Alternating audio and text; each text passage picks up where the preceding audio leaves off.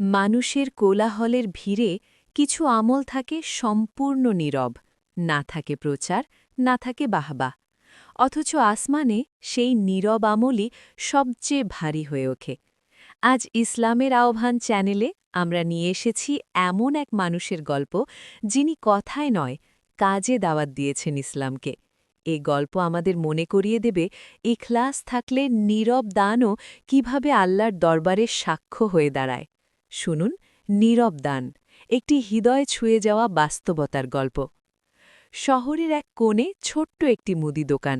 দোকানটির মালিক হাজি আব্দুল করিম, বয়সে প্রবীণ, কথায় কম, কাজে বেশি। ফজরের আজান শোনার সঙ্গে সঙ্গেই দোকান বন্ধ করে মসজিদে চলে যেতেন। এলাকাবাসী জানত তিনি সৎ মানুষ, কিন্তু তার নীরবতার আড়ালে যে কত বড় আমল লুকানো তা কেউ জানত না। একদিন সন্ধ্যায় দোকানে এলো এক দরিদ্র নারী, চোখে মুখে লজ্জা, কণ্ঠে কাঁপুনি। সে বলল, চাচা, বাচ্চারা দুদিন ঠিকমতো খায়নি, কিছু চাল আর ডাল দরকার, টাকা পরে দেব। হাজি করিম কিছু জিজ্ঞেস করলেন না, ওজন করে চাল ডাল দিলেন, সঙ্গে একটু তেল আর চিনি। টাকা নিতে গেলে বললেন, আল্লাহ যদি চান পরে দেবা, না পারলে দোয়া করবা। নারী চোখের পানি লুকিয়ে চলে গেল।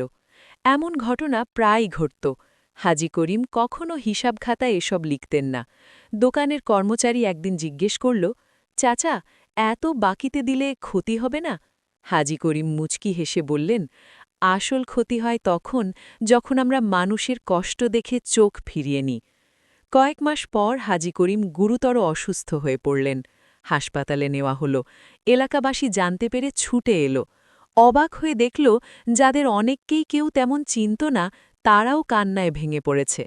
এক বৃদ্ধ লোক বলল, এই মানুষটাই আমার মেয়ের বিয়ের সময় চুপচাপ খরচ দিয়ে গেছে।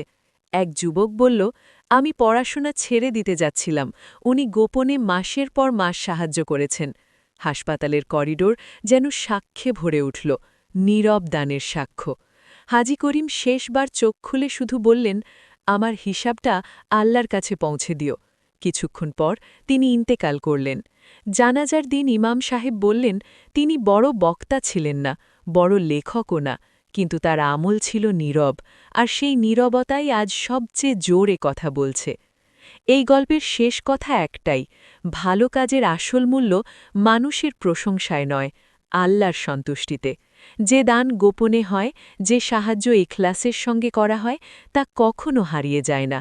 মানুষ ভুলে যেতে পারে, সমাজ চিনতে নাও পারে, কিন্তু আল্লাহ সব দেখেন, সব হিসাব রাখেন। হাজি আব্দুল করিমের নীরব জীবন আমাদের মনে করিয়ে দেয়, আমাদের আমল যত নীরব হবে, ইখলাস তত গভীর হবে, আর সেই ইখলাসই কিয়ামতের দিনে হবে আমাদের সবচেয়ে বড় পুঁজি। যদি এই ধরনের অনুপ্রেরণামূলক ইসলামী গল্প আপনাদের ভালো লাগে, তাহলে থাকুন ইসলামের আহ্বানের সঙ্গে, কারণ এখানে আমরা শোনাই বাস্তব জীবনের নীরব শিক্ষা, যা হৃদয় ছুঁয়ে যায়।